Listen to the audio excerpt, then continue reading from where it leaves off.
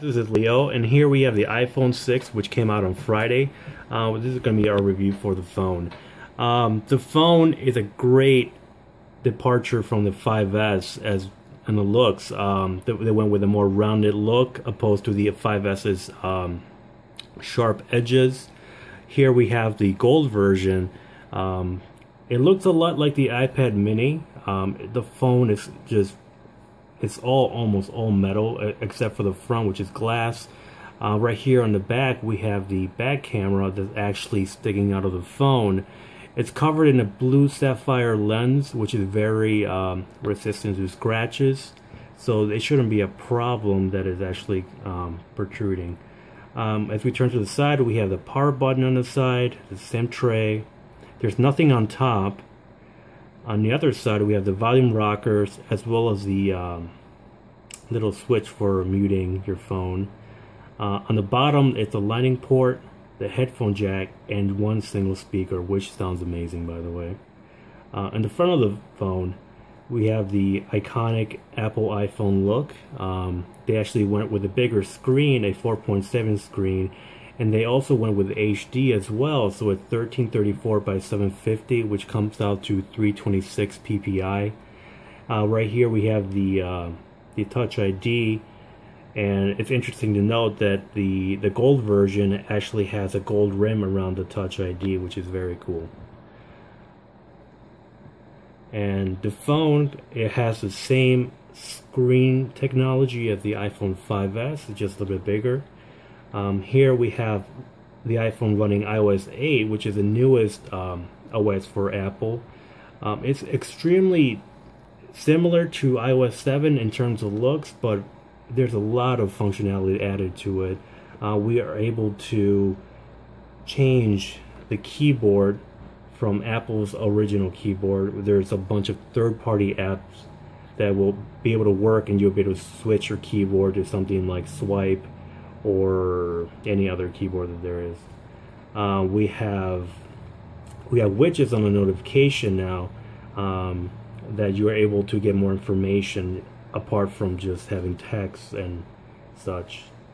We also have a new health app that will be able to communicate to a lot of health specific apps that will collect your data into one single source. So if you want to go see your doctor, you're able to show them their information and see your activities such as fitness, your nutrition, and so on. In terms of performance of iPhone 6, is a dual core 8.8 running 1.4 gigahertz. There's only 1 gig of RAM, and it comes with a coprocessor, the M8, which is used for running and as well as motion. The camera is an 8 megapixel camera. They added new features like the time lapse, which will condense a short video. And then we have video. They stuck with 1080p. There's no 4K here, but they made it 60 frames per second. The iPhone 6 compared to previous iPhones is a worthy upgrade. As we can see, we have a bigger screen, a faster processor, as well as a better camera and performance on the phone. Compared to the previous iPhones, embracing HD is a big step forward. As we can see, the screens are much sharper. You're able to have much sharper pictures from the internet or just pictures from your phone.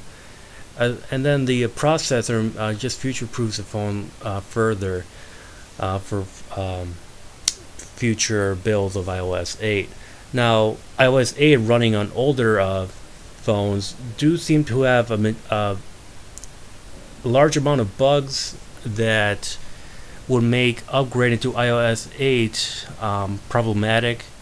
There's been a lot of situations where, especially with a new update at 8.01, where it does on certain models it does prevent the phone from making phone calls and just messing the phone. But there are some benefits to iOS 8. We have things such as widgets, replying messages as they appear. We also have just stability improvements, a little bit more smoother animations, and just different camera software. So iOS 8, it does run well on previous phones, but there are some problems. I would suggest that you wait till 8.1 to further remedy these bugs and problems. So overall, the iPhone 6 is not that much different from its predecessor in terms of the UI and the operating system, but in terms of the dimensions itself and the new hardware, it's a vast improvement from the iPhone 5S. With the addition of the new time-lapse feature in the camera and the widgets and the pop-up messages and the boost in the Wi-Fi speed, it is a really playful device that should be tampered with, and it should be really fun to enjoy. But there's still it's just released, and there should be a lot of time to play with it until a final conclusion should be made. You were watching this review of the iPhone 6 and iOS 8, and as always, stay tuned for the next episode of PCT.